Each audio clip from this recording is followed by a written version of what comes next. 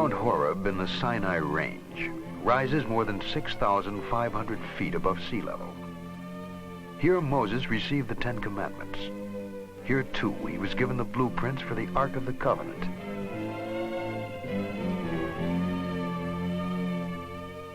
In chapter 25 of the second book of Moses, directions are given for the construction of the Holy Tabernacle. And they shall make an ark of acacia wood, and you shall overlay it with pure gold within and without shall you overlay it. And you shall make upon it a molding of gold round about.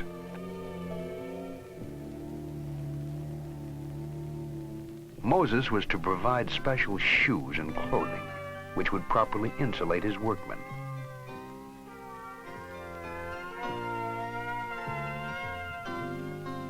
Moses was warned that no one should come near the structure. It represented a mortal danger. And though Moses would hear a voice from the covering plate, no figure could be seen. If we were to build a replica of the ark today, according to Moses' instructions, we would have a condenser charged with several hundred volts. Could the gold sheath have been a form of loudspeaker, a two-way radio, reproducing a voice from afar? It is part of the Von Daniken theory, a romantic's explanation of biblical text based on imagination and wonder.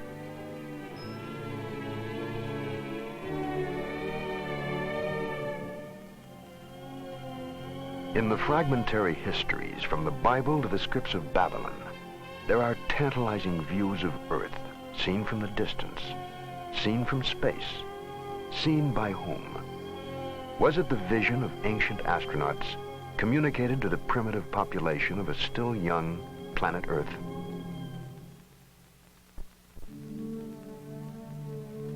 If we were to land on a strange planet, we would probably avoid its magnetically disruptive poles. If travelers from outer space were to land here, a likely location, almost on the equator, would be Egypt.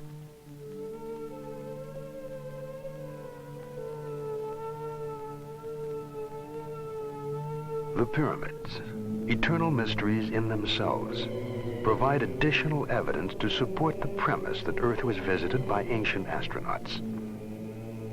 The Great Pyramid rises to a height of 477 feet. 2,300,000 stone blocks, each a crushing 2.5 tons, each perfectly fitting, climbed toward the sky. The stones were transported from the Makadam Mountains on the far side of the Nile. 20,000 workmen, hauling 10 blocks a day, would need 640 years, more than 30 generations, to build one pyramid.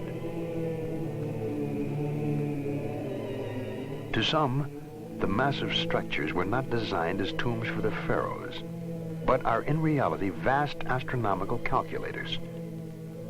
Passageways, for example, from the interior, point directly at the North Star, the way back to the heavens.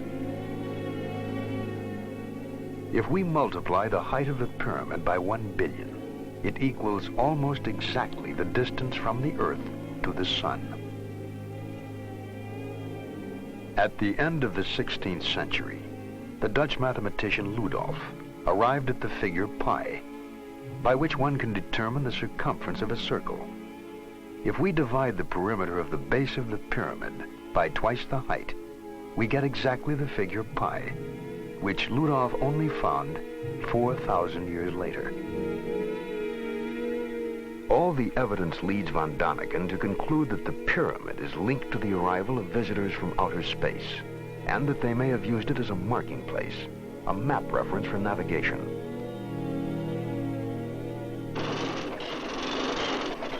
When modern Egypt chose to construct the Aswan Dam, there stood one obstacle. The flooding would submerge the 3,000-year-old temple of Abu Simbel. Over 100 nations answered UNESCO's plea to save the monument. Latest equipment and engineering techniques were used. Still, it took 3 years to accomplish. Because centuries were needed for the original builders to create the temples, it is probable they honor no single pharaoh. They stand, however, in tribute to the gods of the sun, the center of Egyptian religions, and to those who return from Earth to the skies.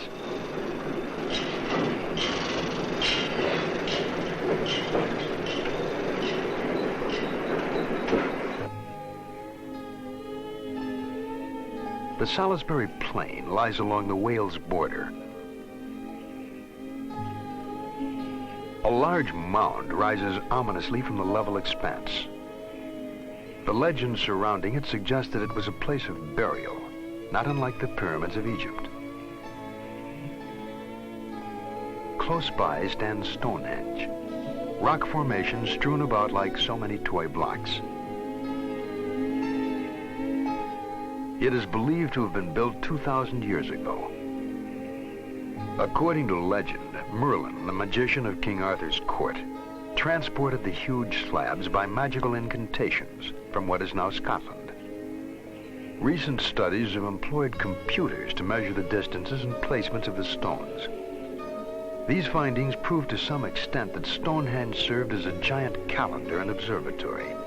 By visually lining up specific points, an almost exact calculation can be made as to the movement of the stars and planets. Even with computers, it has taken us years to arrive at these figures.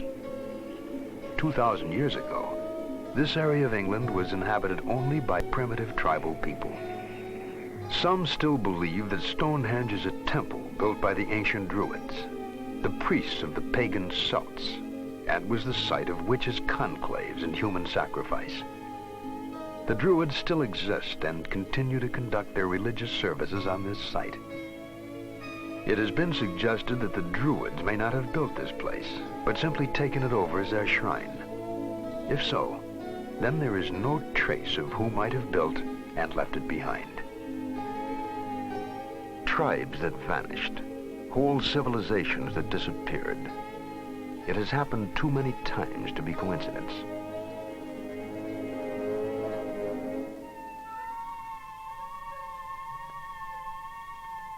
Guarding the headwaters of the Amazon River are the ruins of Machu Picchu, an outpost of Peruvian Inca society. Some archaeologists suggest that the Incas found they could not extend their empire into the treacherous Amazon jungle, and so here they stopped, and here they died. There is a curious folk legend surrounding the origin of this fortress. It is said to have been built by a divine race of light-skinned, auburn-haired descendants of the god Viracochus, who arrived in a flaming chariot. Nothing remains of these supposed people, but the legend goes on to say that they abandoned their citadel and returned to the skies. They left only the ruins of their mountaintop city for us to wonder at.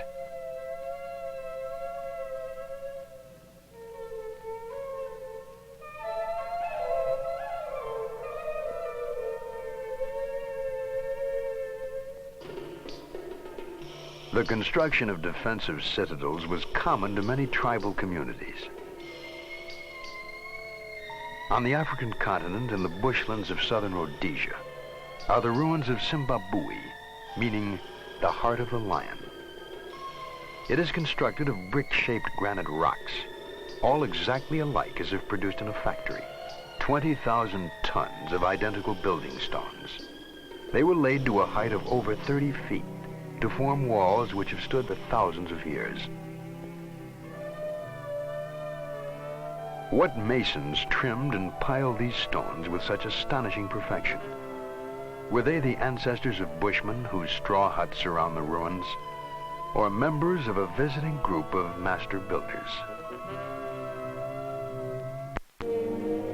The mystery carried Von Daniken back to the Valley of the Kings in Egypt near Luxor. The valley was another royal burial ground of the pharaohs, the god kings. Not pyramids of stone, but a small mountain range converted to the use of the dead. The entrances were hidden, little more than windows into the rock, with steep stairs and winding passageways leading to the tomb of the 9-year-old pharaoh god Tutankhamun. The crypt is hollowed directly out of stone, and incredibly intricate murals decorate the walls and ceilings. Archaeologists have carefully studied the markings and meanings, but von Daniken points out one interesting fact. They could not have been painted by firelight. The ceilings show no trace of soot, and so no torches or oil lamps were used. What then was the light source? Markings found in this and other tombs are portraits of the god Osiris. Osiris played an important role in Egyptian religious belief. After giving knowledge to the world, he left the earth and exists in the heavens. Each dead pharaoh, the kings of earth, joined the spirit of Osiris in the heavens. Their mummified remains were prepared for the journey.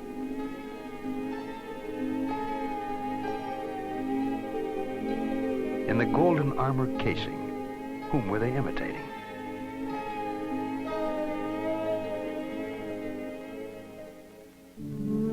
Outside the cave crypt stand the remains of the ancient mortuary, the temple of Amenhotep III. Here the Egyptian priests preserve the remains of their rulers. We will never know the origins of the science of mummification. Perhaps it was an imitation of a physical conservation method used by extraterrestrial visitors. The secrets died along with the mortuary during the great earthquake in the year 27 BC.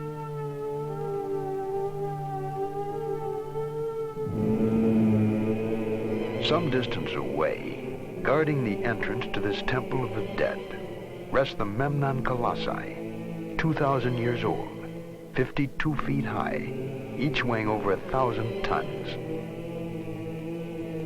It is difficult for us to imagine them being moved from the distant quarries by manpower alone.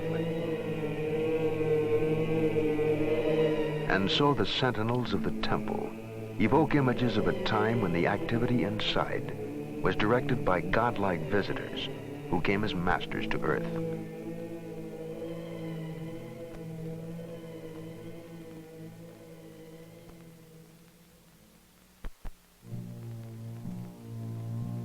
The Sphinx, symbol of the riddle, the eternal enigma. The head of a man, the body of a lion. This fierce stone creature faces the rising sun, the flaming chariot of the Egyptian gods. It is meant to protect the sunship when it lands to carry the pharaohs back to the heavens.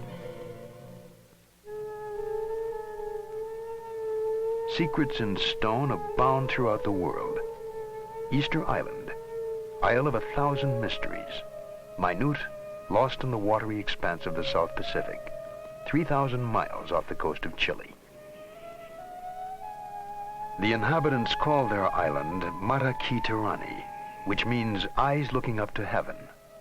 The neighboring atoll is called the Island of the Bird People, creatures with human bodies and the heads of birds.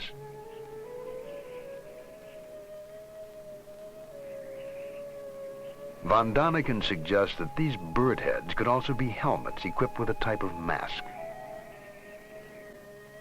The island's ancient legends tell of flying people who arrived amidst fire and thundering noise. The landscape is dominated by volcanic cratered lakes.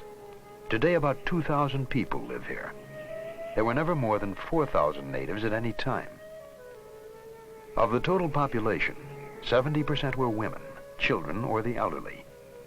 The majority of able-bodied men was needed for the production of food. Thus, the number of workmen was so small that it would have been impossible for them to create the more than 600 gigantic stone figures found everywhere on the island.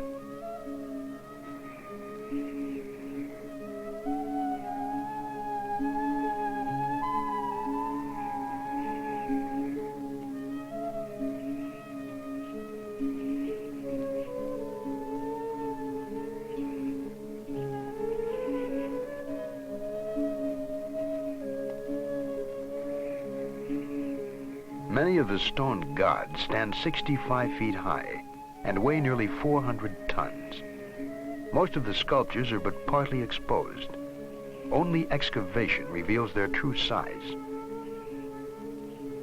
The figures are all the same, an unusual type of human wearing the same haughty, taciturn expression.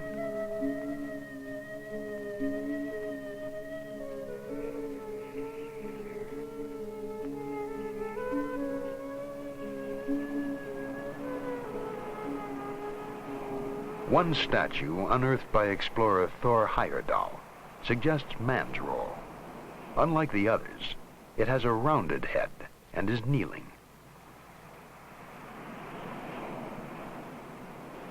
The workshop at the volcanic crater, Ranoraraku, has stone so hard that repeated hammering with a stone chisel hardly scratches it. The colossi carved here were removed to distances as much as 12 miles from this location. There was no army of slaves for labor, no wood for rollers, nor the slightest traces to suggest that the sculptures were dragged across the island. And so they lie here, mute, eyes looking up to heaven.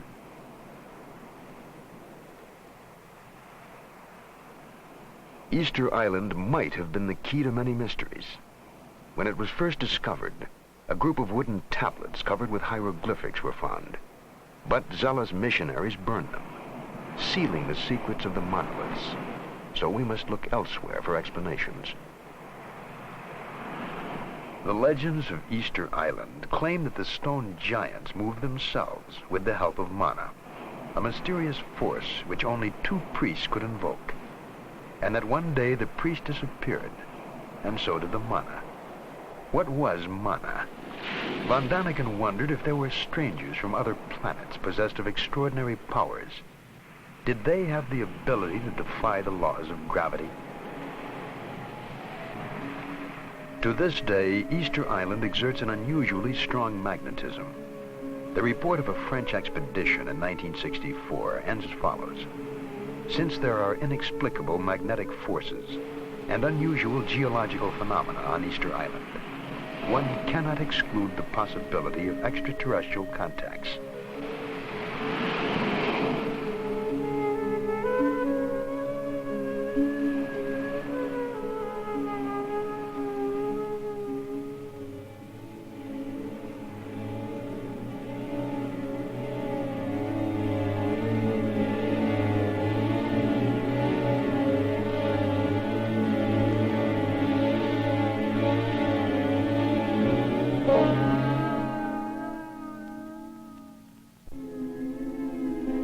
Almost on a direct line from Easter Island is the Bay of Pisco, along the coast of southern Peru.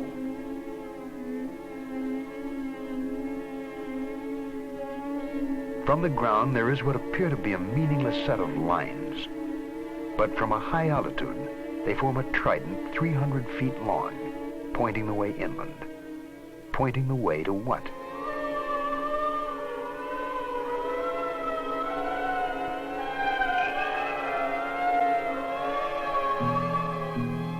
Across the scorched and rocky terrain are spread the remains of deserted ancient cities. An entire civilization, now vanished, once flourished around the mysterious plain of Nazca. Lines running toward us, away. Lines which mean nothing from the ground. Long furrows cut into the iron-rich parched soil, cut there at least 2,000 years ago.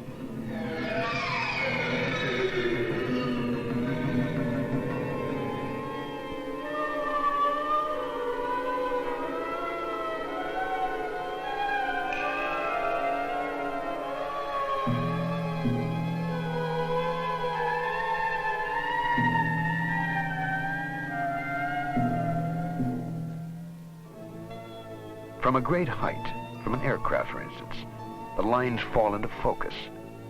We see a spider, an eagle,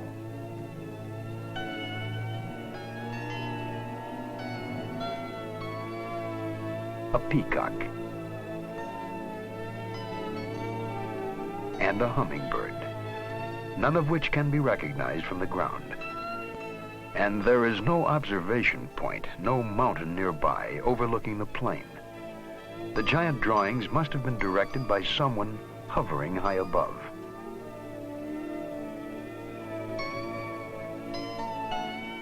Straight as arrows, one huge geometric puzzle.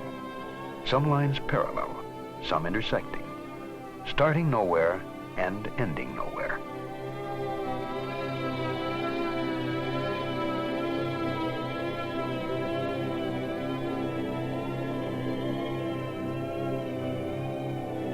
The conclusion reached by von Daniken is that the lines represent a landing field. The plain of Nazca is a gigantic abandoned airport.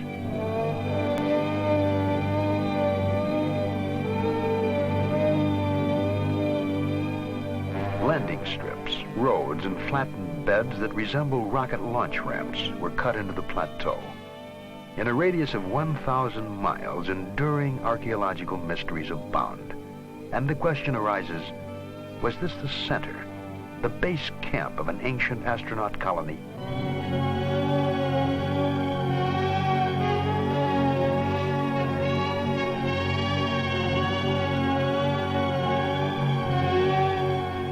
Around the world, we have seen carvings in Japan, Egypt, Australia, Yugoslavia, and all bear a striking resemblance to the carvings at Nazca.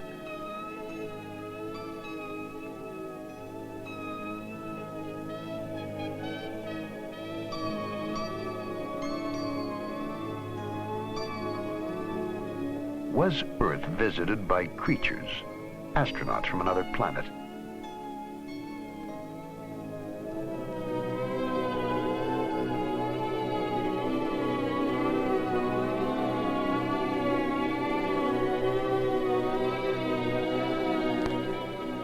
We have only fragments, starlit night, and allow yourself the freedom to wonder.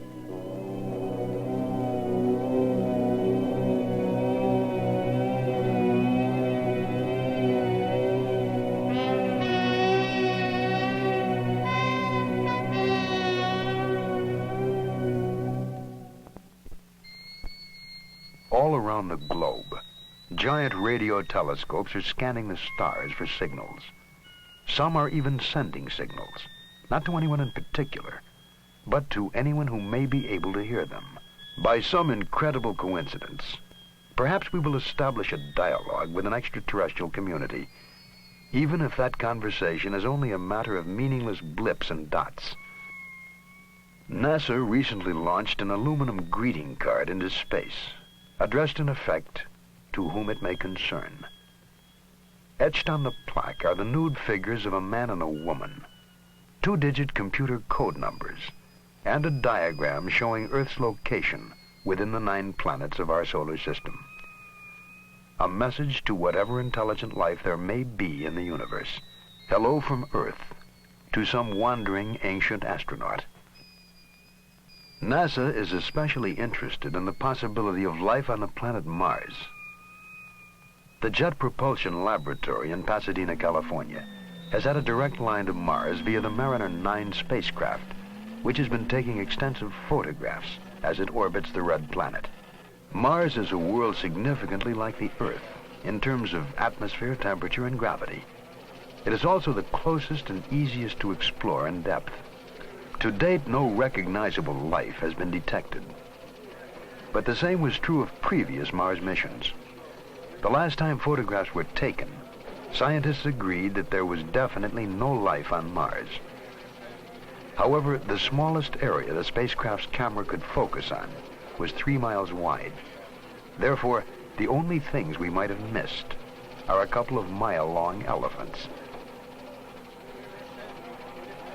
Dr. Carl Sagan is one of the directors of the Mariner mission exploring Mars, and he has a special interest in the possibilities of intelligent life in the universe. The question arises, might there have been a visit to the Earth in historical times? There are popular books on this subject. It's an idea which people find exciting. It's a kind of scientific justification of theological belief which people would rather believe in any case. It's kind of modern dress for old-time religion. Well, what about that? Is that possible or not? I can only say that you can't exclude the possibility, but there's not a smidgen of evidence that is compelling.